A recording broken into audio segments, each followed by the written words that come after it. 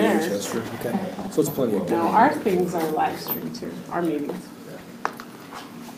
So, I think I'm gonna sell all my hunting stuff. I can't draw an out-tag. I hear you. Should've seen the bull I saw in the archive in the same canyon where he missed that 4 big, nice 4. Oh, absolutely. 380 probably. No. 22. Sorry? 1s and 2s. I got it. That's 55. I'll keep it as backup in case it's Okay. There must be some His inside royals story were about what happened. at least that long, but big. I would just need them. I was long as one of these are big boy. I've seen that one. He was a big one. We tried to put some people on him that had tags up there, but nobody wanted to go in. Are we ready, Paula? Nobody wanted to go in. You have to look up there's roads on the top. You have to go after them. So, exactly right. I was kind of all the time.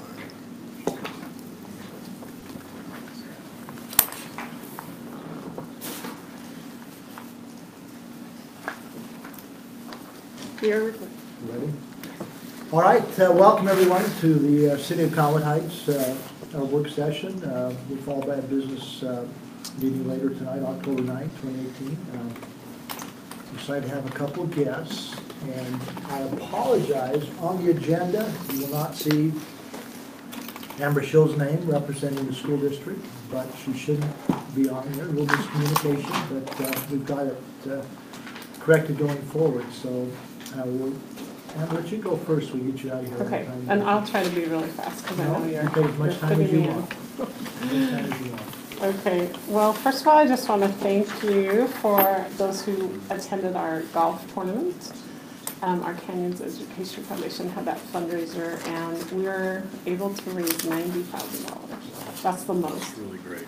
ever. And that just goes straight to teachers and classrooms. Like, teachers apply for grants, and then we award those. So that is great. So thank you so much. And then our last meeting last Tuesday, we had an update on our vision, mission, and just our district goals that the board has set. And it was really exciting. Like, we got really excited about it, but the data is just showing that we're basically outperforming like the state for about 10%, by about 10 percentage points.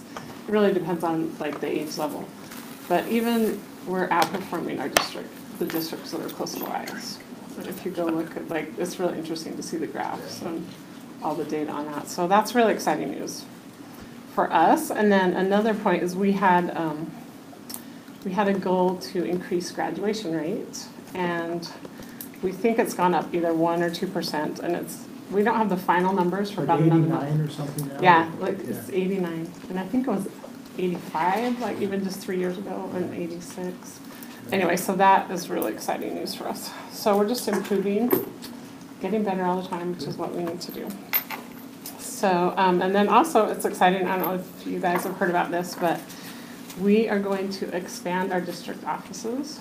So we're going to the CAB East, so we call it CAB East, Canyons Administration Building East. That's the one on 3rd East and 94th. And what happened was we sold a big piece of property that was CAB West, which is on 5th West, so it's kind of like on the other side of the freeway. So we sold a big piece of property for $9.4 million. And so that's the money that's going to use to expand. So we're not using any bond money. And then we have to come up with a little bit extra money here and there in the budget to actually finish it all. But so that's really exciting because it'll be like, then everyone will be on the same campus. It'll improve efficiencies plus patrons. A lot of times they come to the one building, they're like, no, they got to go to the other building. And so that's exciting. And we're going to start in like October, and it should be finished by fall of 2019. So it'll take about a year. So is that expansion right in the existing building? Mm-hmm. So it's going to be right behind the existing building. The existing building is not earthquake safe, but the new one will be, so we don't want them to be attached, I guess. So it'll be right there. Did you major overhaul of the old east building? I don't know. Maybe, I'm sure someday. Initial plans. No, because there's not enough money. But we just want to all be on one campus, which will be which will be really good to have everyone together. 'Cause even now, it takes like 10 or 15 minutes to go from one building to the other because of traffic. So, you know, that's like a half hour. Now if we're all together, it'll be better.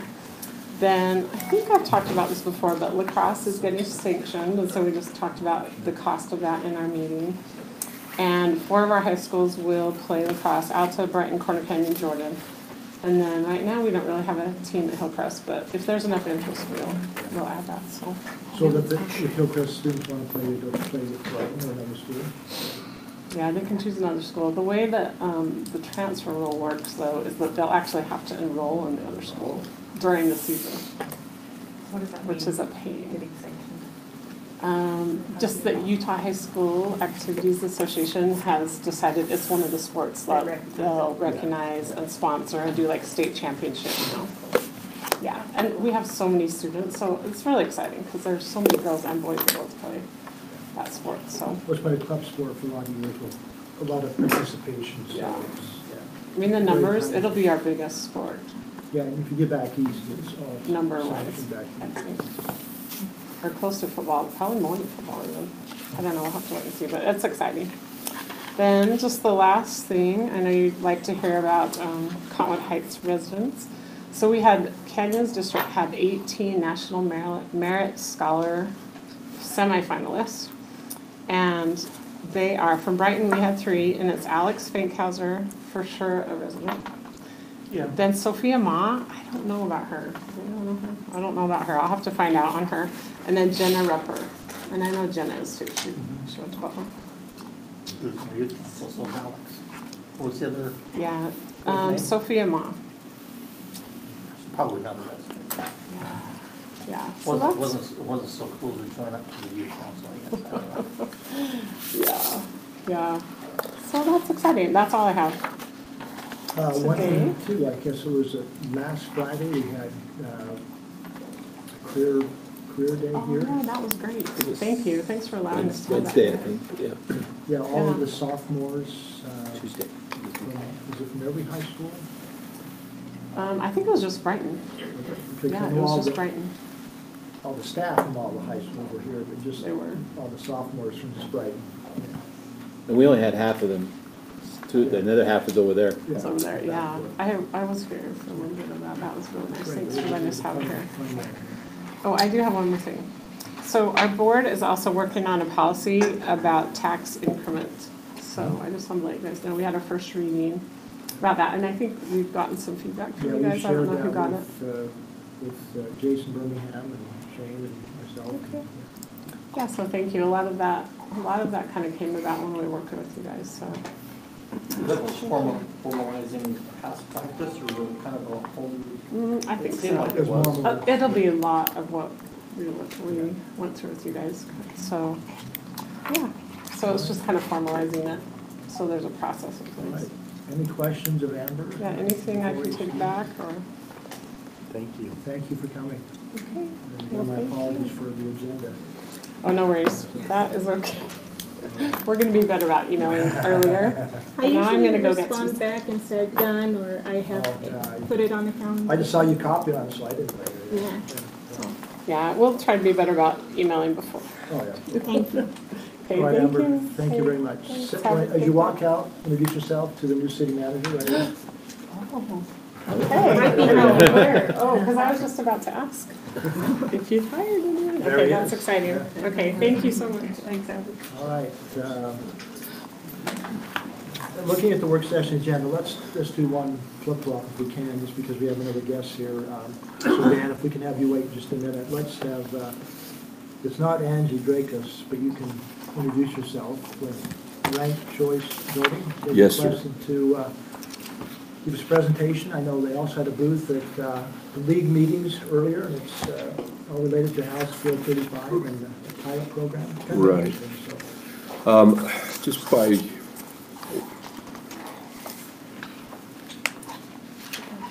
how's that? Am I on? Push the button again, right in the middle. Hold down. It's still blinking, so I don't think it's properly It said it was ready. I can pull it up here though. I have it here actually. Okay, that'd be great. Just by way of introduction, my name, obviously I'm not Angie, she's much smarter. She made arrangements for us to come in and talk to you a little bit about ranked choice voting. My name is Corey Holdaway. As an introduction to this, I became acquainted with ranked choice voting as a legislator years ago at a Republican County Convention, and thought it was a great idea then. This past legislative session, I serve on the board of a group called Voterize, which is a group that is dedicated to mobilizing the young vote, the millennials and Generation X and whatnot. And during the legislative session, I provided some backup testimony for this bill that was being presented. And ultimately, the bill was passed, and then I was approached after the session by the folks that are promoting this on a national level to see if I'd be willing to share House Bill 35 with city councils across the state, and thus I'm here tonight. So anyway, I appreciate the opportunity to talk with you all here in Cottonwood Heights and to be able to present this. House Bill 35 was a bill that was introduced by, which button do I push? This one? It's the one you can't see dark right there. Sorry, there you go. Right. There's an arrow. Arrow. Next to the Arrow. arrow. That's the back. Go. Oh, I got you. There you go. Thanks. All right, cool. All right. Technology. Yeah. Okay. House Bill 35, it creates a pilot program beginning in this next year, 2019, and it goes through 2026. The legislature made it a pilot program for municipalities to be able to use ranked choice voting as a means of running their elections. There's an opt-out in the bill. It also establishes requirements how the votes are counted, recounts. The bill is very detailed. In fact, when I went to the Lieutenant Governor's office, the elections office, after the session and asked them about administrative rules to have the bill adopted, he said, look, we're just going to refer to the statute because it's so prescriptive. There'll be, so the Lieutenant Governor's office is all aboard with this, at least aware of it. And then there is a sunset date of 2026. The legislature put that in place just so that they would have to revisit it to make sure that, to basically see how the pilot was received, how it's going, and then whether or not they want to renew it or have it go forward. Oops, back. Let me tell you a little bit about the bill. It's a bipartisan bill, and the two bill sponsors, if you know anything about the Utah legislature, you have on one side of the ledger Representative Mark Roberts, who's about as far right as you can be, and then on the other side of the ledger you've got Representative Chavez Hauk, who sponsored the bill in past years. Representative Chavez Hauk is about as far left as you can be. So my point in bringing that up to you is that it's not a right or left, Republican or Democrat issue. It's a policy issue of how elections can be improved. The floor sponsor in the Senate was Senator Howard Stevenson, and then you can see some of the co-sponsors there on the list as well. It passed overwhelmingly. There were only two no votes in the body. And the two no votes voted no because they wanted it to go farther. They wanted more opportunities for cities to be able to use different processes for their elections. So it's got overwhelming support both in the House and in the Senate, and obviously was signed by the governor. Let me talk about the benefits of this. I see them as being three benefits mainly. The first one is voter engagement, and this is the reason I got involved with it years ago, and why as a board member of Voterize, we were interested in this. We see this as an opportunity for voters to become more excited about elections, to be more engaged, more kind of, I want to be part of this campaign. Voters become more informed through the use of ranked choice voting, where it's been tried in other places. And in addition to that, rather than having to go to the polls multiple times, voters only have to go to the polls once. And that'll be one of the benefits that I'll get into in a little bit more. The campaigns for ranked choice voting are much more civil. And the reason is you're trying to appeal to a broader scope of the electorate. Rather than just appealing to one group, and then if you don't get that person, or one person, and if you don't get that person's vote, then you're out of luck. Ranked choice voting is about appealing to not only the person that you're having the conversation with, but maybe you want to be the second person's choice, or the person's second choice, rather than their initial choice. So the campaigns tend to be a little bit more civil. And then cost savings, there are significant cost savings to using RCV or ranked choice voting. It cuts, basically, if you have an election, and I apologize, so sorry. There we go. Just in case you want to reach a university. Well, I graduated from both, but my heart's with the U. The cost savings for this comes in the form of not having to run a primary election.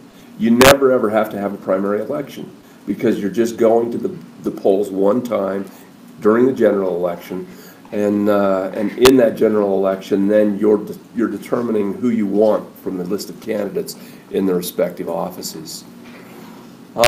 This is how the ballot works. You can see by looking at this as an example, you've got the candidates going down on the left, and in fact, I've got a sample ballot that we used during our presentation at the League of Cities and Towns. We had everybody vote on pie and cake, and apple pie was the winner. I just want you to know. So you can see the voters' choices in terms of candidates go down one side, and then the columns in terms of order, the voter determines who their first choice, second choice, and third choice is, and then just going on down the ballot for different races. In this example, you can see an example of a senator and a U.S. congressional race. There's been some question of confusion, voter confusion, because it is new. Where it has been done in other areas, that has not really been an issue because, I mean, the directions are very specific, and when there has been some education done in the community, it takes care of any of the confusion. So how it works, again, you start out with your first choice, George Washington. Second choice here would be Alexander Hamilton, and third choice, Abigail Adams. If a candidate receives more than 50% of the votes on the first go-round, the balloting is done. What you're trying to get at is 50% plus one. So that's another benefit of using ranked choice voting. You'll always end up with a majority vote of who is going to work through the process until you get to the 50% plus one. So if in the first round somebody doesn't hit 50%, then it goes to a second round. The lowest, and how that happens is whoever receives the lowest vote on the second round, or on the first round, they're dropped off the ballot, and their second choice then comes into play, becomes relevant. And so they're working through that to get to the 50% plus one. The process is, and I'm not sure how Cottonwood Heights works. Some cities. All districts. Okay. Thank you, We Councilman. don't have a multi-seat district. Okay. You don't even have to go there. All right. Then we bring it up. The at-large seats won't even go there. Some cities are at-large, and there's a need to, Well, the mayor is large. okay. But it's And- not a multi-seat. But that's, yeah, that wouldn't be a multi-seat position, it'd just be one, so. Oh, did I turn it off? There we go. Just takes a minute to load. So in order to implement ranked choice voting, a few things have to happen. First of all, the equipment for using ranked choice voting would need to be updated. In 21 of the 29 counties of the state, that's not a problem. Unfortunately, in Salt Lake County, we have what's called legacy equipment, the ES&S legacy equipment, which would require a patch, a software patch, to be used if a city in Salt Lake County were to adopt it. And that's a matter of just upgrading the legacy equipment to use that software patch. The costs for this are minimal. The costs that we feel like a city would save by not having to run a primary election is more than made up by the costs of the additional software module. In fact, we've been quoted from the ES&S folks, which is the hardware provider for Salt Lake County, that it would be a setup fee of $10,000 across the county. So obviously, if Cottonwood Heights is interested in this, they would share that cost with other cities that may also be adopting RCV in their municipal elections. And we do have a few cities in Salt Lake County that are showing some interest in this as well. So the $10,000 would be borne out by sharing those costs among those using RCV. Question has come up about using ranked choice voting and the vote by mail. This is two different processes. When we first talked to the county clerk about this, she felt like it was blending. But however, we feel like, and it is, it's in the vote by mail, you are sending your ballots in, which we all do. Those ballots then are determined to be valid or not by the county clerk using our signatures. And then there's a separate counting process. So the ability to use ranked choice voting, they would still be authorizing the ballot by the use of the signatures, which they would do. And then it's just a matter of running them through the software or the hardware in order to get to the vote. Is that tabulating equipment also the ES&S stuff, or is Yes. ES&S, so the machines and the tabulation system? ES&S is the company that the county uses For both sides of that? Yeah, yeah. Well, let me, I misunderstood your question. The approval of the ballot, I don't know the answer to that. I don't know if they use ES&S as the, I'm talking the actual scanning, the ones that. yes, So yes. the hard copy scans and the electronic. Then it's pulled the out. results are put together into one tabulation Yep. system that city has in it. Yes, yes. This has been used by the military for overseas citizens as well. It's a proven process. As I said, it eliminates the primary elections at a significant cost savings. And I'm not sure how frequently Cottonwood Heights, if you've had to have a primary yet. If you have, okay. Those costs would be realized by the city. You wouldn't have those. There would be some education that would be required in terms of just making the public aware of that. And there's different ways that we see this as being able to happen. Is that in the House Bill 35? No, there's no requirement in terms of the education. But just to be upfront, it'd be good to educate the public that there's a new way of voting for city leaders. And the way you could do that is just each of us receive from the county a mailer leading up to the election saying, this is your, you are registered at this address, and I think you should have probably received that a week or two ago. That could be used as a means of educating people in the city as to the new process. In addition to that, there are some mailers that we could make available to go out to water bills or that sort of things, the way it's been done in other cities. Social media has been used. So you can go one end of the spectrum to another in terms of education. Maine, who did a statewide RCV vote, had no budget for education. They did it on a shoestring with literally no money. Went out and just made presentations, and it turned out fine.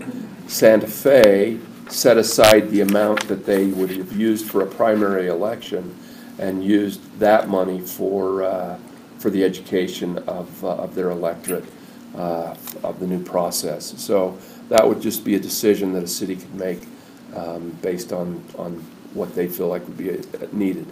One thing I need to make a point of, and I didn't, I should have, there is no requirement for cities to have to do this.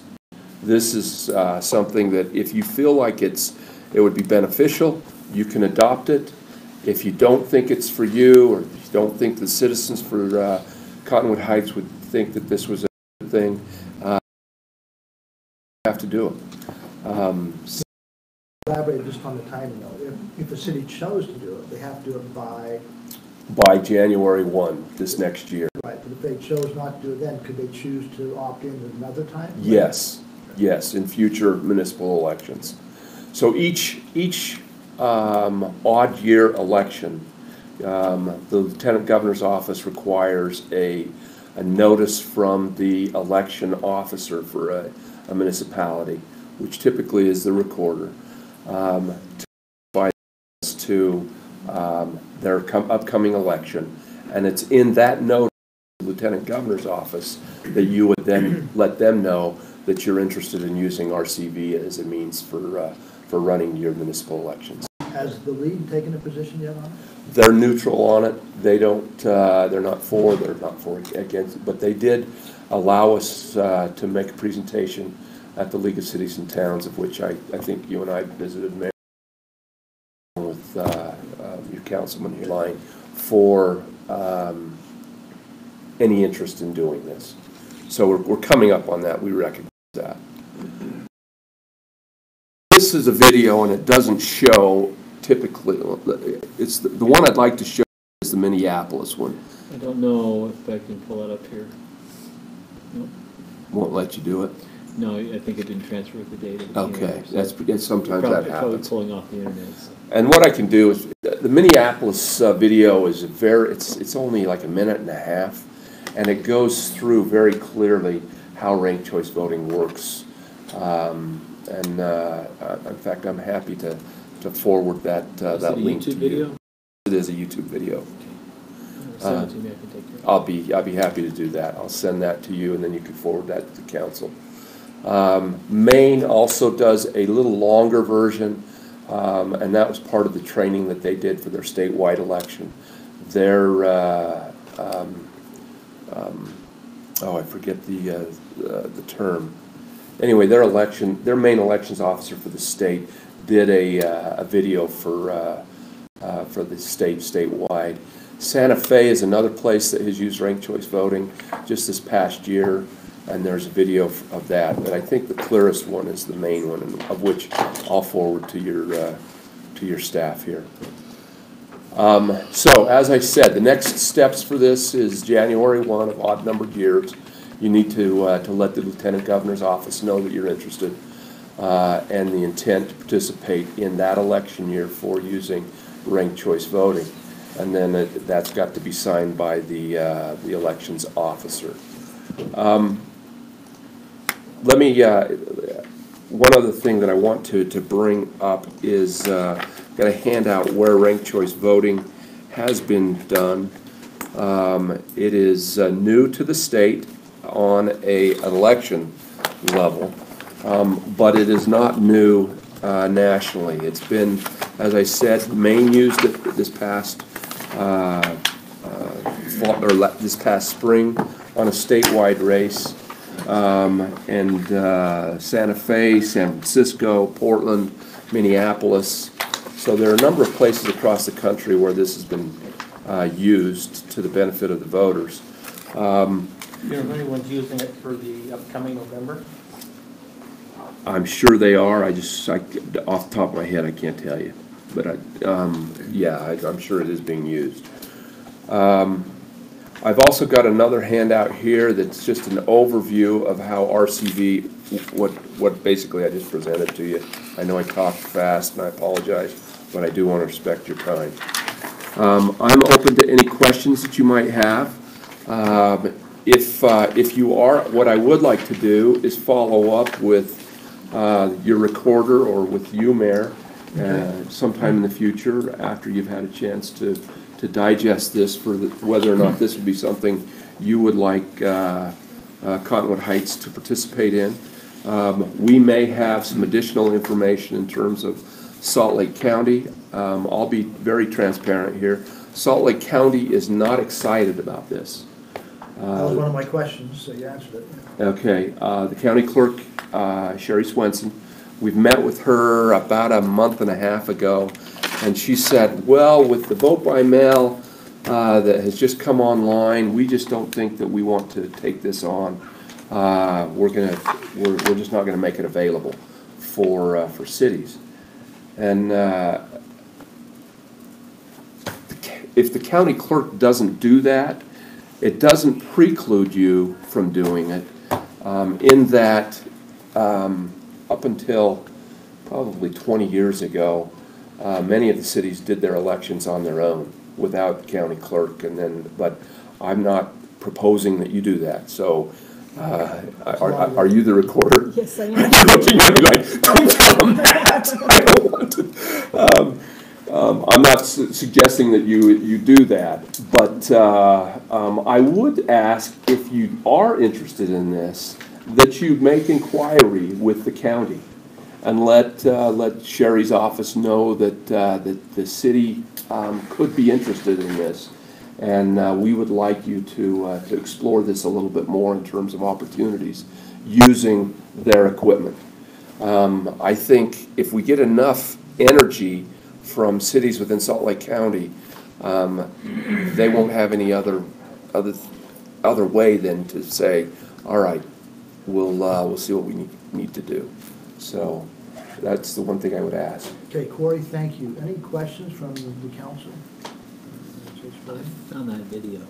You found the video? Yeah. Minneapolis? Can we show Is it? it Minneapolis or Maine?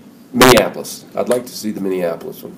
That's the main one is about 5-10 minutes long. You don't want to watch that unless it's like before you go to bed. The Minneapolis one is like a minute and a half.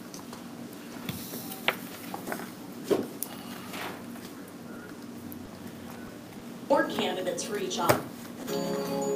In most elections, you only vote for one candidate for each office.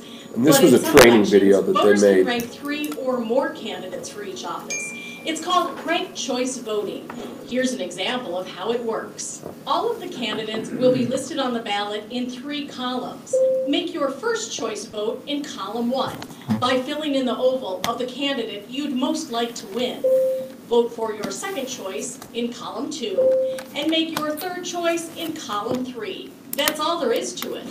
Now let's see how the votes are counted. Let's say there are 4 candidates running for mayor: Asha, Zach, Omar, and Lucy. Once the polls close, we count all the first choice votes first. To be elected mayor, a candidate needs more than half the votes. In this example, Asha has more than half of the votes, so she's declared the winner.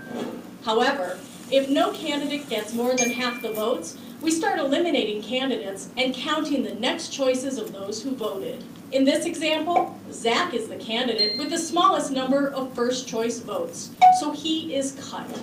We use the second choice votes on Zach's ballots and count those voters' second choices instead. If one of the remaining candidates now has more than half of the total votes, that candidate is declared the winner. If not, the next lowest candidate, Lucy, is eliminated. Her votes are now counted for the next choice on the ballot. Some of Lucy's votes went to Zach, who was already eliminated, so those new votes for Zach instead count for those voters' third choice candidate. We are now down to 2 candidates, and Omar clearly has more than half of the votes. That makes him the winner. That's how ranked choice voting works. For more information on ranked choice voting, visit our website. The thing about ranked choice voting, if you were to adopt this, obviously the way you campaign is going to be adjusted a little bit as well, because you want to appeal to as many people as you can in terms of the electorate. So, anyway. One last question. I assume that if a voter chose to vote and just one and not vote for second, third, or fourth, they could do that. Yes. The county as well. Yes. It And would not disqualify. it would not disqualify them, and as long as that individual that they voted for stayed in the top of 1 or 2, that vote would not be exhausted. If they dropped off, then it would be what's called an exhausted ballot, and then there'd be no way to count it. So, Any further questions? If not, thank you very much. thank you, Mayor. Appreciate it. Check back with us. Okay, will do. Okay, Dan, public relations report. Thank you, Mayor. Just have a few media reports. The first one's a little lighthearted, but certainly relative to our city. There was a great homecoming for Trevor Lewis and Daniel Ripley in an NHL preseason game tonight in Smart Home Arena. They grew up playing hockey in Cottonwood Heights. Their families have been friends for over 35 years, and now they're teammates on the LA Kings, which is remarkable. Only 5 Utah-born players have ever played in the NHL. Family's been friends forever, so it's pretty cool that he signed here and we have a chance to play together in our hometown. For him having known me my entire life, it's pretty wild to think that we're both on the same NHL team, both of us from Utah, and it's crazy. Farmington. It's a cool story that came through. Skated at Cottonwood Heights. Read the Salt Lake Tribune article on this. And actually the younger boy's dad has cancer.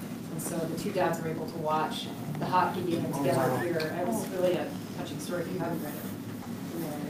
We had Trevor in our Belleville Days parade a couple years ago, after they won the Stanley Cup. Yeah, that's awesome. Anyway, that's great stuff. Here's the next one. Wanted in connection to a deadly shooting. West Valley City Police say 26-year-old Victor Garcia was shot and killed last night. Acting on a tip, police tracked the suspects to an apartment in Cottonwood Heights. When they tried to stop the car, the driver took off. With officers in pursuit, the driver finally crashed in Midvale.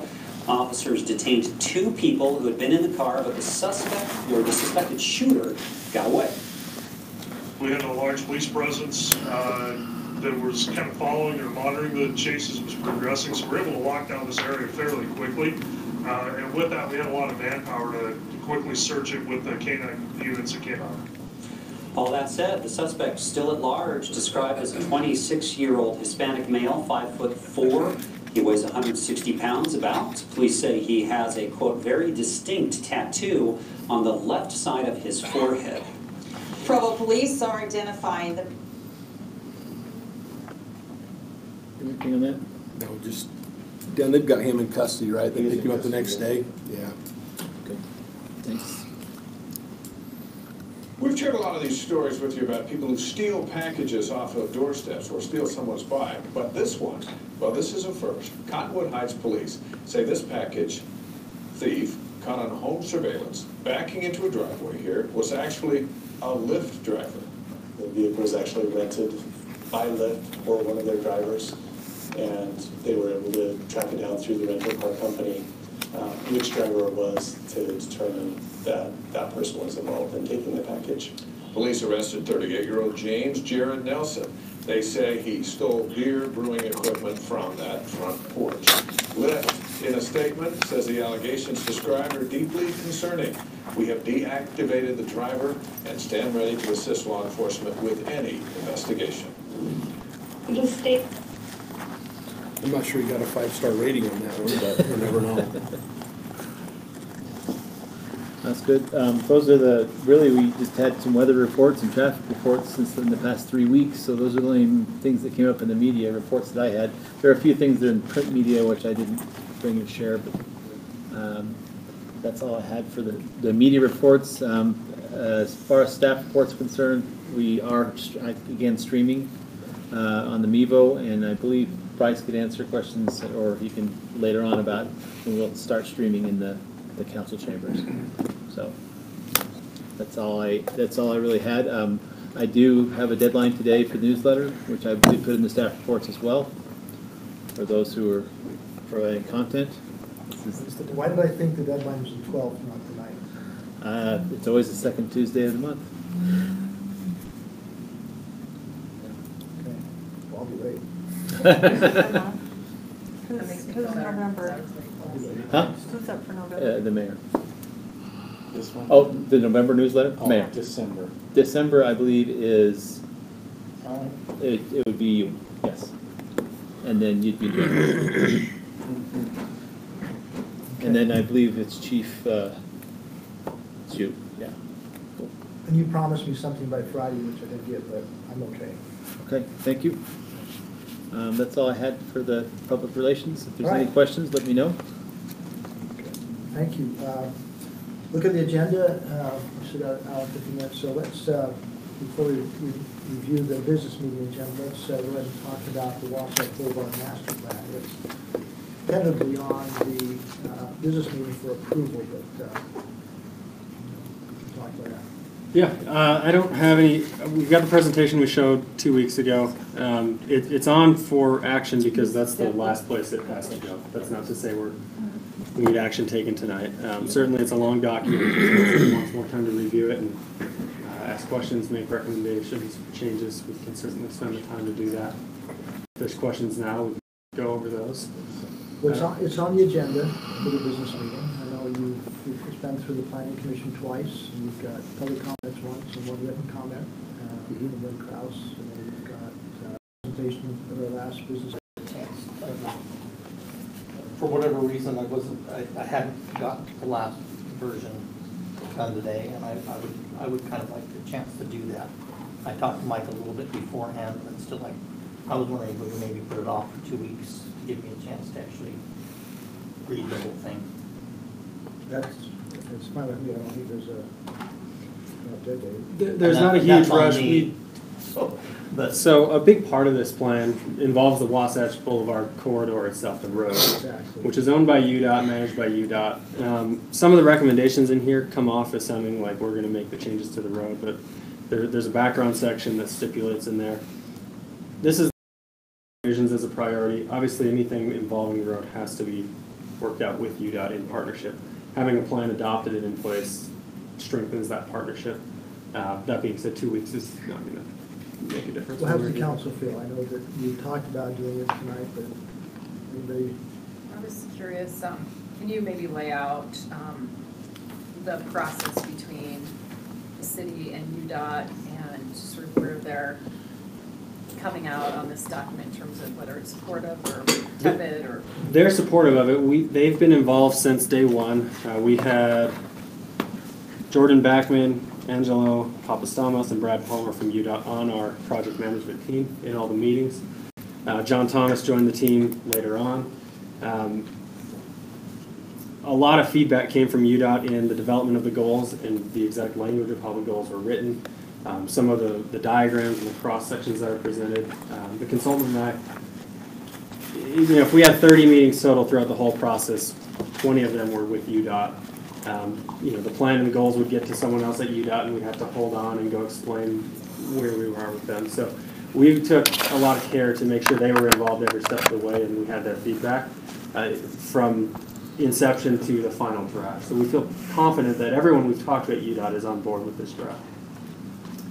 Is there a reason that we keep the non-preferred options in the plan? Yeah, so the first There were a few comments on this made 2 weeks ago that a lot of the plan was unnecessary, but I think that's a little bit incorrect. Most of the plan is this was the investment that we made. This was the research, the background information, the tests we ran, the models we ran on the transportation. Everything in the meat of the plan justifies what's in the first 10 pages, justifies the recommendations and objectives that we hope to achieve by this. But it is interesting how the non-preferred scenarios are at the beginning and the preferreds at the end. Of course, you would go through all those. It's different now. Preferred scenario is on page 3 right now. So that'll be there. Okay. And that was one of the comments. We just assembled our concepts and tested them in those 3 scenarios. So that's detailed in there, what we tested. And showing of each of the things we tested, we kind of picked a few things out of each scenario and put them together into the preferred.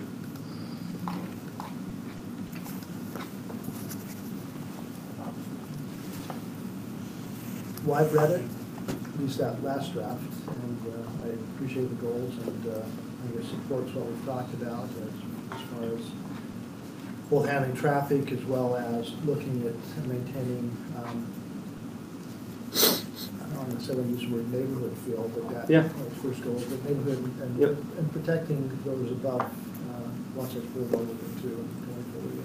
Yeah, it's a complex area of the city with a lot of moving parts. So some of the goals, presented this, but in some ways seem to contradict each other. So coming up with a scenario that positively affects each goal was kind of the challenging, fun part of this, and we think we got to a pretty good place. That reading the public comment, the Plan Commission, I think most of them about traffic speed, which are common threads of discussion.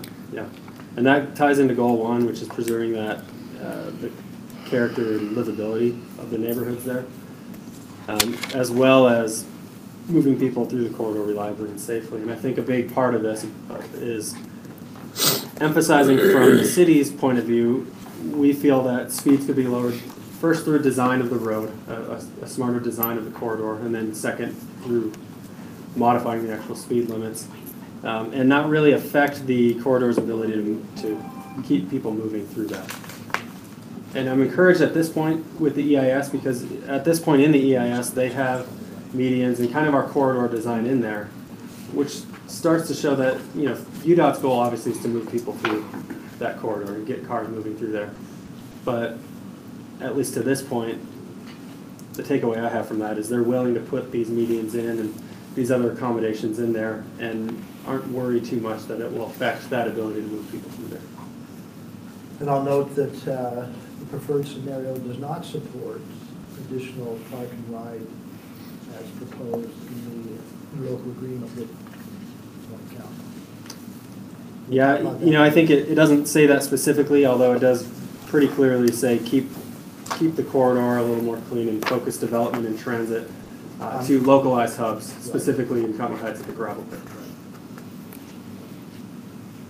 Okay, any further questions of Mike as far as, Scott would like to hold off a couple weeks? I guess the other side of that is Mike, if we wait the 2 weeks, honestly, some of my concerns were just some of the way the wording and lowering speeds. I'd kind of like to see if there's a way to clarify some of that if we went through and did that. Does that mean we need to go back to UDOT and get their sign off on it again? Through UDOT? No, that's just modification. That's actually softening. That they made a big push to make sure that it's clearly understood that they're UDOT and we're Cottonwood Heights.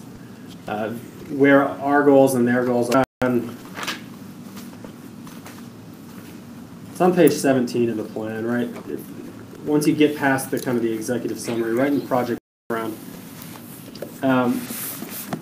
This project is essentially a vision that we have as a city for the corridor, and it says the vision would direct city decisions in the communities. It would also help communicate city priorities to other corridor stakeholders such as UDOT. We're not saying we're just going to go out and lower the speed limit, and we acknowledge that we can't do that, but we also acknowledge that that's our priority. We want to achieve that, and we need to build that partnership and work with UDOT to do it. But if we need to add language in that says subject to a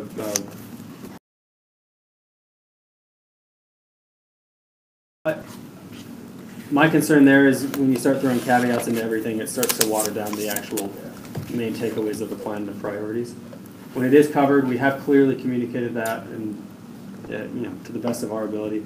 We'll still get concerned residents and citizens that say, why can't you just go replace the speed limits? It might not ever fully comprehend the complexity of doing that, but so we've certainly made the effort to convey. It's kind of a two-step process. One will continue that effort.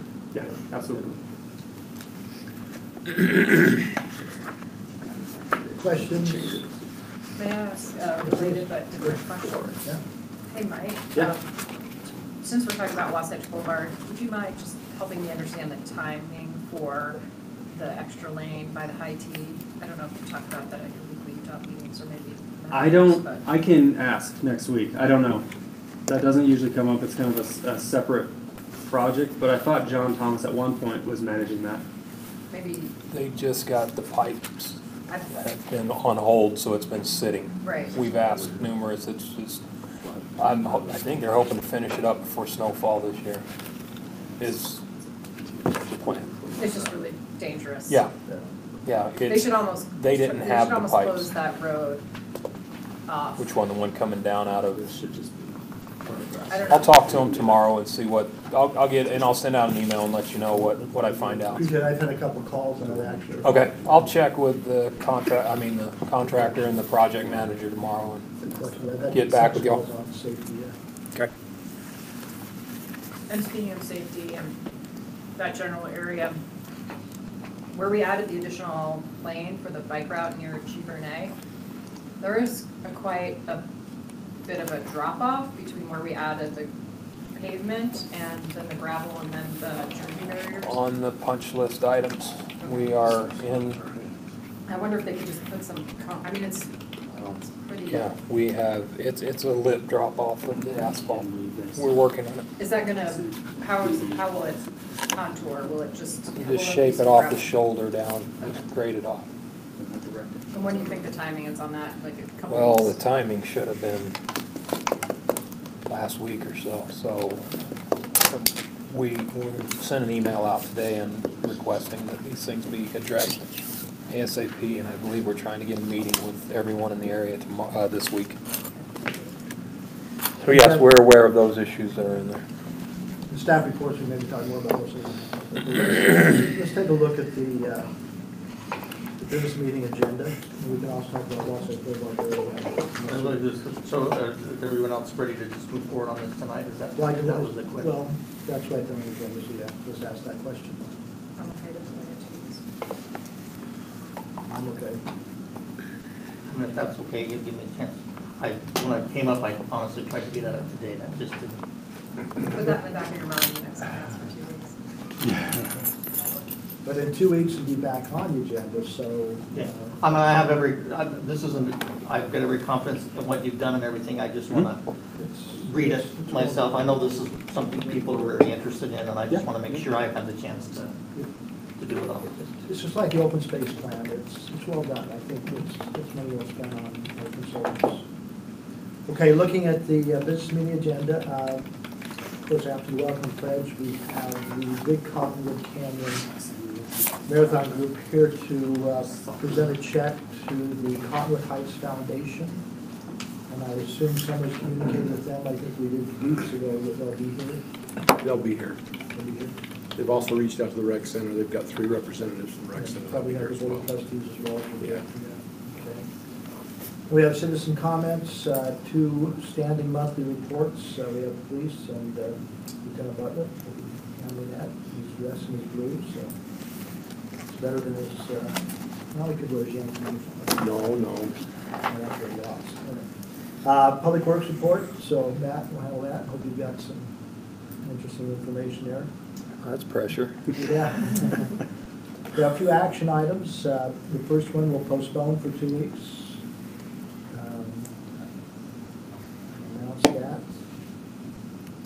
Then we have both of our lobbying agreements that, if you remember, we've gone back and met with both lobbyists, and we've reduced the increase that was added in last fall. They both accepted going back to their original amounts.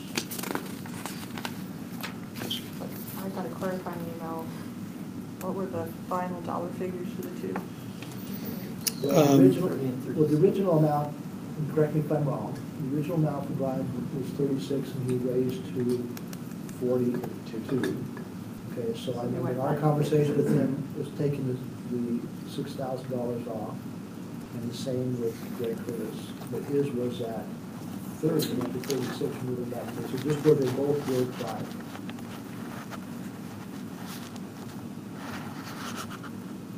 As a family member, should I recuse myself from the vote? You don't have to recuse yourself. You might just want to make note of your relationship, then you go ahead and vote. It's just a matter of disclosure. But you can if you want. You can recuse yourself if you like, but. Okay, then we have two locals, 5.4 and 5.5. These are Tier 2 ZAP grants. The first one is for Arts Council, $1,500. And the second one is for $13,000 for, also for, which is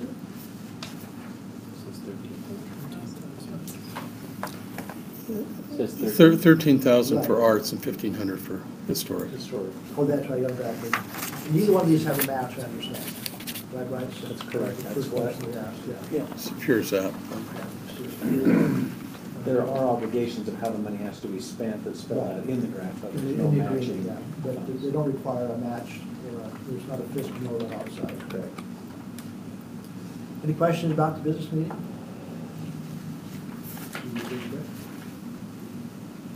All right. That being said, we'll come back to the work session. Councilmember Michael and Councilmember Bruce asked if we would talk about, if I do that right, 360 reviews and financial audits. You asked if you don't have it on the agenda, and she seconded it. Yeah, I'm happy to talk about it, but I wonder if with City Manager Tingy coming on board, it would be a better topic for when he's on board based on his experiences. It's up to you. You just asked to put it on, and then there's no put it on. Yeah, I would think it would be more relevant. Can we postpone it? Okay, yeah.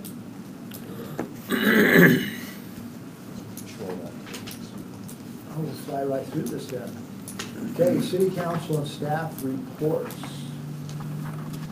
The first one is just an update to the council on follow-up to the discussion we had a couple months back with respect to our recommendation to Mayor McAdams about our feeling that the building of the park and ride or overflow parking for Ferguson Canyon on Wasatch Boulevard, that we felt the amount of money that we would have to spend to implement that could be used better if we were able to apply it somewhere else outside that part of the corridor. So I had a meeting with Mayor McAdams, and Christine and I were there, and he seemed very supportive, and he assigned the staff to evaluate it and come back with a recommendation. We had a field trip. We visited 3 or 4 sites along Wasatch Boulevard. Then I got a call 2 weeks ago from Martin Jensen, the Director of Parks and Recreation, saying that they had reviewed the information and felt that they wanted to still hold us to the agreement and wanted that parking lot constructed based upon, if I heard him right, based upon the fact that UDOT said that they wanted it. And I challenged them saying, well, it's interesting because UDOT told us that they want to keep the corridor cluttered with new park and rides and things like that. So he was out of town last week, and he asked me to contact him this week. I haven't contacted him yet, but I'll do that. And I talked to Mike Johnson. He's communicated with John Thomas, and John Thomas reiterated again that he still supports the idea of not having visual small park and ride there. Yeah, last Tuesday, we talked about that in our EAS meeting, and yeah, we confirmed that. Said he's happy to attend any meeting with the county to confirm it in person, yeah. So, in my conversation with Mr. Jensen, he did say that the county glad to meet with us and just negotiate the timing once again, because they realize we held off because of this ongoing discussions. So that's just kind of an information item. We'll get back to them. But if they choose to hold us to that, that's financial responsibility we have to go into our budget going forward. And as we talked through our last budget process, I'm not sure everybody saw where that was allocated specifically, but then a CMAQ grant would be requested. But comments, discussion? If not, we'll get with the county here in the next couple of weeks, and by then Tim will be on board, he can join us.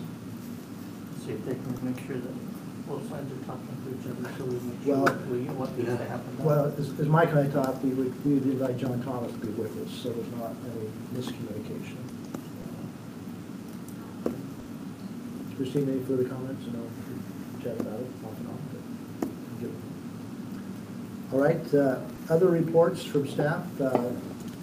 I read the documentation Danny has sent out. One piece of information that I'll share is that UFA held a finance committee today, and just for the council's information, that there is consideration of, well, first of all, the Attorney General came back and chose not to file criminal charges with the former UFA director, okay? But that did not apply to the potential of moving forward with civil action. So the Finance Committee met today in closed session, and they'll be making a recommendation of to proceed that direction or not next week, and then we'll let you know what happens. Also an important item is that with the, what is it, I'll say House Bill 135 or 6, the last quarter of the quarter. I don't know which one that is. Anyway, with the, where the county asked all the cities in the valley, if you'll support it, a supermajority, then they'll pass it into law, which they did. So they'll be getting our share of that going forward. But the carrot for the county was up until that's enacted and then distributed to us, that they'll be getting a windfall. And they will also be distributing that windfall to cities, and I think they'll be distributing some other refunds of bonds that they'll have to pay off because of that windfall. And so strategically we talked about is having representation on that transportation committee, and so I've communicated with the county and I've been appointed to that committee. I think it's approved, will be approved today, so I think that's real valuable to us. And Matt, especially you, as we look at roads going forward, so we'll be thinking about proposals we want to submit to the county. How many other members? The only one, because I was looking geographically, that's a good question. And the only east side is Minnesota Screening. And I think Troy Walker's on. Everything else is west. So that'll be the challenge, competing with the growth on the west side. But that's part of our argument. The other part of the argument is that, not part of the argument, but the thing that will be interesting is the advocacy for trails. Because we'll have some unique things there we can build into our proposals. And Mayor McAdams is very supportive of that, especially if one of those shoreline. The roads will still be high quality. Okay. I thought it was interesting too, Mike, on your report on Planning Commission. I appreciate it. Maybe a quick update on the Welsh property.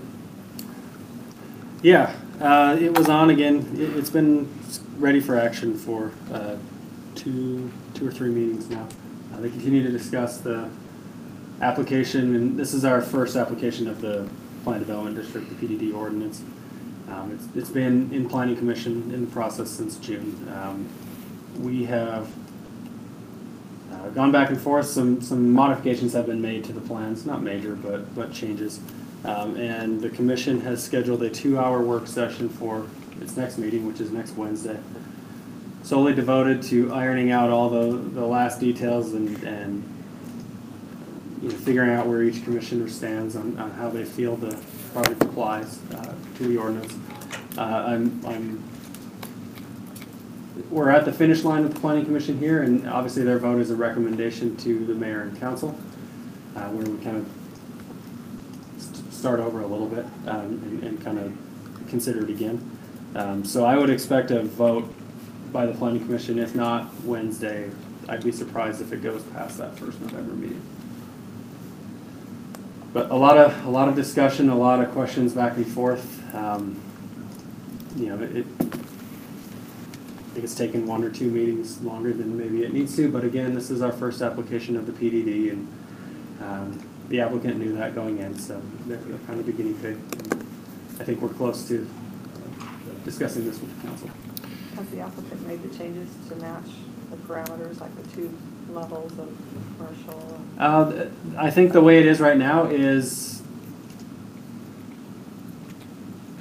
they've laid out, so staff in its report has laid out kind of an objective. Here's the code provision, here's the proposal. We've had a planning commissioner lay out his opinion, and we've had the applicant lay out their opinion. And we kind of discussed this. Each one in its own way has merit, and you could land on either side of thinking it either complies or it doesn't.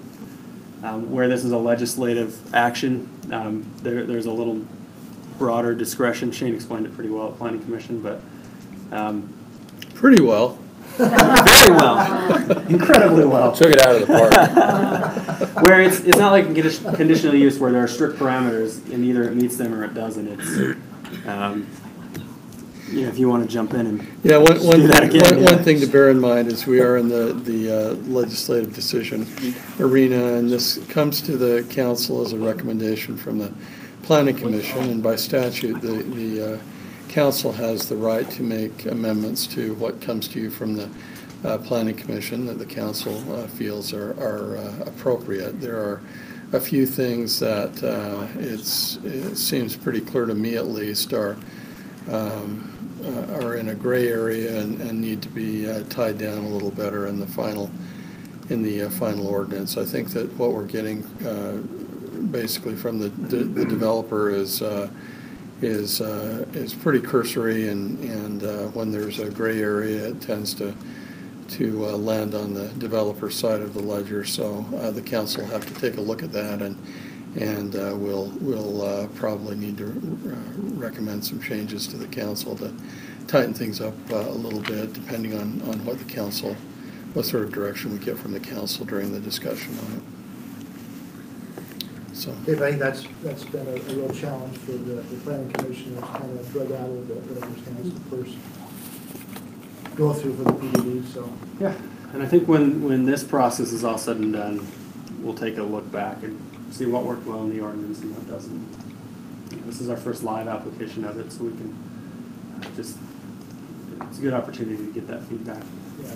Do you foresee, sorry. Go ahead, no. Do you foresee, I know that at one of the meetings that we had this year, which I thought was helpful, where several of the planning commissioners came into our work session and went through how they got to the decision, and because I personally haven't been to these meetings. I know I think Councilmember Shelton may have been to some of them, but I personally haven't. Mm-hmm. But having that joint work session again might be helpful for me to just understand the issues. We can invite members of the commission here. Yeah, we can do that. I think that was helpful last time. I didn't like that. I mean, this is a tough one. I think there's a couple of sticking points that I'd be interested to see how the planning commission address those. The commercial piece as well as the low-income housing or the senior housing area. Okay. Mike, thanks. One question I have also on that, it sounded like the meeting was on the 17th. Yes. And That's a 2-hour work session. What time is that on? 5 o'clock. The work session's in here from 5 to 7, usually 5 to 6. And I know we have the open space committee, and we were talking about rescheduling that as well. So maybe we just push that back a week. I'm going to follow up with the committee members tomorrow and see. Because if you recall, UEA weekend is the 18th, 19th, 20th, 21. I don't know, did the planning commission discuss having that meeting on the eve of a break? They did. One commissioner's, I think 2 are not available, but 1 is calling in. So they did discuss that. But in terms of constituents being able to attend? Well, they could listen by. Yeah, you can listen in. The hearing's closed, so it's Right. it's deliberation among the commissioners at this point. I think if it were a public hearing, they wouldn't make a decision the same night, but our hearing's been closed, I think, since August. So I think they feel good about moving forward. Again, I don't know if they're going to vote next week, but they're going to have a lot of time to get everything lined up and discuss that with each other. So that's not open to the public to come and listen? Absolutely, it's a public meeting. Yeah, The hearing portion is. The public hearing is. Yeah. I almost thought I heard you say that. No, sorry, I apologize. The public can still come in and listen. Yes. Okay, just a couple of points I have by reading the reports is that, I guess, hopefully everyone understands we're in the middle of at the end of our internal audit, or annual audit. Well, they finished working at the office last week, but they'll still have things that they'll wrap up. And typically November is when they're ready to do a company report, early December. So, and talking to John, it sounds like he had any issues that he was concerned with. They interviewed me once, and it was pretty positive. That's typical now. They're just if we're aware of any activities that are concerned. Okay, the last thing which I saw in the report, which I think we need to really make sure everyone understands where they are, and that's with the Canyon Center. I know, Shane, if you can kind of tell us where we are, might be best for the council's information, because I think the county is still amending the agreement. Yes, with the change in funding, so that the agency will not be using the about 1.75 million in what we call the old RDA money that was transferred to the city by the Salt Lake County RDA surplus monies relating to some old RDA areas that were in the city before the city incorporated. Those funds are going to be retained by the agency, and Salt Lake County has agreed to increase their funding, what I call in my mind transportation funds, from 6 million to 7.75 million, and the 7.75 million is the total loan commitment, construction loan commitment that the agency is contemplating giving to the developer to construct this parking structure. Although the county approved the $6 million in April, with this change, they have decided to instead take all of the 7.75 million out of a different pot of money that was, what's that? Out of the same pot. I thought that it was a different pot, but it Well, was. it's out of, I mean, the whole 75 comes out of one. Right, but it's a different pot than the 6 million was, and so they're wanting to take all 7.75 million out of the same pot of money that was authorized under a bill that was enacted by the legislature this last legislative session. One of the purposes of that state funding to Salt Lake County was for the purpose of facilitating parking structures on and the county is doing that on a loan basis rather than a grant basis. And so with that change, we have had to go back to our financial consultant, Jason Birmingham, who has revised his spreadsheet and the financial projections, and the bottom line is that Salt Lake County's the period of time during which they will receive tax increment from this project is increasing from 18 years to 23 years. And by increasing that span by the 5 years, that will generate enough tax increment, 0.75 million that they're advancing, which should make it politically palatable to the Salt Lake County Council. As of the last time I checked, which was a couple of days ago, Salt Lake County had not yet received this 7.75 million. Actually, it's more than that. I think it's 15 million or something like that they're getting from the state through UDOT. They had not received those monies yet, and we're being told by the Salt Lake County District Attorney's Office that until the county receives that money from UDOT, the county council isn't willing to go ahead and amend the interlocal agreements that it has with the agency to provide that additional and different sourced funding. So we're waiting for all of that to come together. We think that it will happen within the next few weeks, but it's something that's not in our control.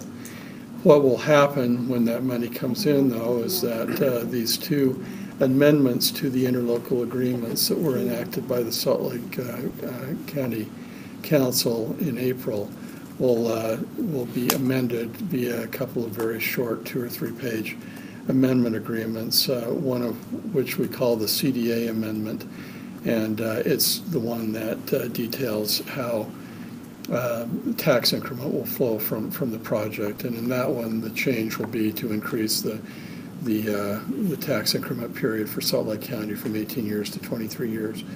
The other interlocal agreement. Shannon, I think we should emphasize that it doesn't affect our part of it as far as our tax increment.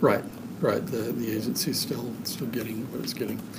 The other interlocal agreement that will need to be amended is what we have called the transportation interlocal, which is the actual the one that actually provides the $7.75 million in funding, and again that will be a fairly short amendment of 2 or 3 pages that will increase the amount that's being funded by Salt Lake County from $6 million to $7.75 million, and will change the source of funding from the pot that it used to come out of when it was just $6 million to this new pot that's tied more to parking structure, facilitating parking structures. So once those are enacted by Salt Lake County, why then those will need to come back to the Cottonwood Heights Agency's board for approval. And at the same time, we will be in a position to have the final project area plan and project area budget ready for approval by the agency board. We have those were originally enacted probably in 2011 or 2012. There has been, I think, one amendment to the plan along the way, and so this set that will come before the agency board after Salt Lake County acts will be the final versions that will take into account all of the changes in the Salt Lake County's term of funding, the changes to the Canyon School District funding, and everything that has changed over the past 6 or 7 years. In the meantime, I have been working with the Developers Council to finalize the documents. These are minor tweaks, corrections of typos and things like that have occurred over the past few months. There's the only major thing that I see is just the change in funding from only $6 million coming from the county and loan funds to now $7.75 million. So we will run that development agreement back through the agency board to get its approval of that, because I view that change of amounts from Salt Lake County, although it benefits the city and the agency, I view that as something that the agency board will need to approve. The other documents are materially what has already been approved by the agency board, so I don't see a need to run those back through, because in the authorization resolution that we did in April or so, March, whenever it was, we ran those through the agency board. We included in it the ability of the chairman in consultation with the executive director and the attorney to basically tweak the documents as needed to get them done. So that is kind of where we are on the Canyon Center. My guess, so that you can kind of anticipate timing, once the county council acts, at that point, Jason will be able to finalize the project area plan and budget, and at that point, we will have to notice them up for public hearing, and the notice period is 30 days. And so I believe that after the Salt Lake County Council acts, it will probably be 45 days after that it gets back before the agency board for approval. I guess if we knew how the county council was going to go on the topic, we could maybe jump the gun a little bit and notice early, but that's probably not a wise decision. So we'll just wait till they act, and then things will be finalized, and we can go ahead and start our noticing. We need to have the plan and budget available for public inspection in substantially their final form when we start the noticing process. So anyway, that's kind of more than you wanted to hear, but that's where we are. No, I think it's critical, because I think we've talked about in the past not being fully aware of the discussions, what's going on, and I know these are all follow-ups to what we passed in April, but thanks to Greg Curtis, we're able to move that 1.75, which will give us some opportunity funds later on, but. So that hasn't been affected by. It's worked out. It's worked out very well. Yeah, and the county's now deciding to take money from different buckets. That's their choice. And there's no effect to the actual construction of the parking structure because of this delay, or? They're proceeding on. The deal always has been that the developer would put in at least $4 million, basically put in $4 million in equity before we started advancing money. They have put in the $4 million. It's anticipated that the developer probably will have to put in an additional over $1.75 million more, so I imagine that's what he's doing now. We have not advanced a dollar yet. Yeah, and that was one of the core concepts we'd always had with this, is we're not gonna, you can come to us for reimbursement. Don't come for a front check, at least from the city. Agency, yeah, agency, yeah, all right.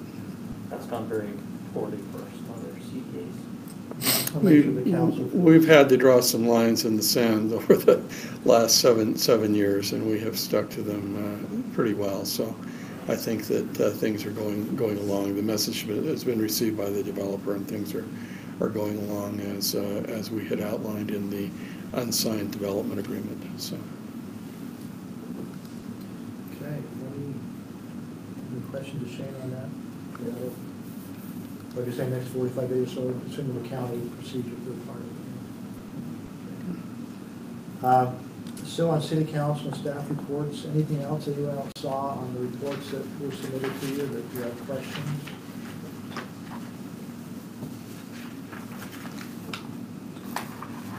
I know Granite Construction will be coming into future meetings to talk about a charging station. Mark Greenwood, their environmental stewardship manager, I guess.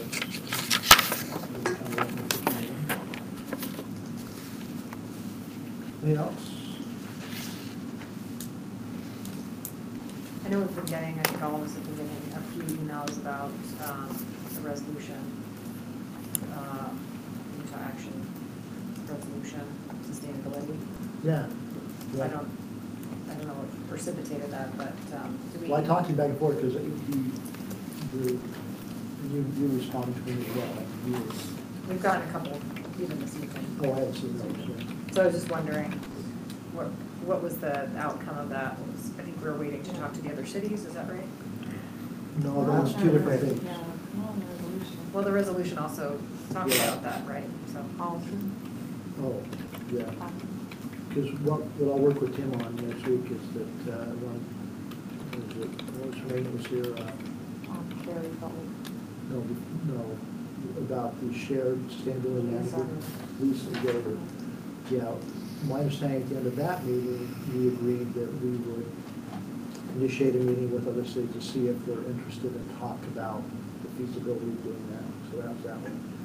With Carrie on the resolution, were you going to look at some language? Well, I did. I sent it back. I've actually sent it to Bryce twice. Yep. You did it like the day after or something. Yeah. Just a couple of textual things that. So then the email I got, was not aware of a time-sensitive thing. He said, no, he was just supporting, and I've been supporting him on some other issues, so it's good to get it back on the agenda and see if there's support. Well, I just wanted to get Tim here so I can start to defray to share the load, so that we can. So I have 35 things that we'll get to next. So is there someone that's going to take the lead on meeting with the other cities to talk about? Well, I'm going to talk with Tim next week and we'll decide You'll who that decide. is. If it's a council member, staff, or whatever. Certainly welcome. We're going to reach out to them. Because each local is here, holiday is here, families here for that. They don't like to talk about it. No commitments, but talk, yeah. Everyone seemed positive though about the direction. Yeah. Every feedback I got was really positive. I was just filling in the time. I know. Look how efficient we are. Tim's going to be impressed. Yes, We've got it every week, really- Well, I mean, if that's the time, I wouldn't mind, What's that? Should we review the calendar? Yeah. I wouldn't mind taking a couple of minutes to just maybe discuss this, see where we, if there's some questions or On the, maybe we had on the, I always say the wrong. voting? Yeah. Let's review the calendar first, and we can take a few minutes and talk about it. A couple of events in October. On October 26th at 5 p.m. The rec center, both in the gymnasium and on the ice, is a youth monster mash program sponsored by the city with the rec center. It's kind of like a fair atmosphere inside the gymnasium. There's different booths for activities for kids, and they can have free ice skating and costumes and lots of games and a pumpkin carving display down the main hallway downstairs. So that's that night. Then, Mike, maybe you can talk about trunk or treat while you're getting food. Yeah, it's just in the parking lot, 3 to 5. It's gonna be kind of cozy at On 3 o'clock. 31st? But it'll clear out with the school, they get out. Park stuff. Are they out by 3 o'clock? Yeah. 2:30, yeah. Ish. They're kind of vacating at 3. We'll be okay. Okay. We're gonna try to work with Matt, get a big piece of equipment popular last year. See, bring candy and set up their trunks.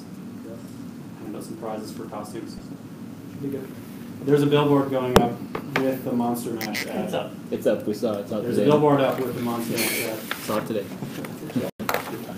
Something not on the agenda that we've added for next week is the Light Up the Heights craft fair and Yeah, tree lighting. it's in the newsletter, but you're right. 26th of November, the Monday after Thanksgiving. What time? 5 to 7:30.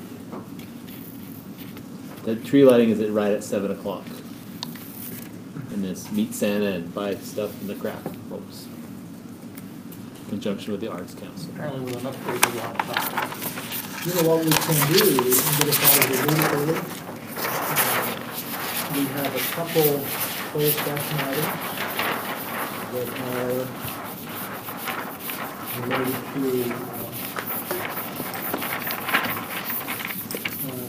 police department. Would you like to do that now? These are just more information, so not really. Shouldn't take long. Do it now? I'm stuffing down the stream. It can't be turned on except with the machine, so don't worry about it.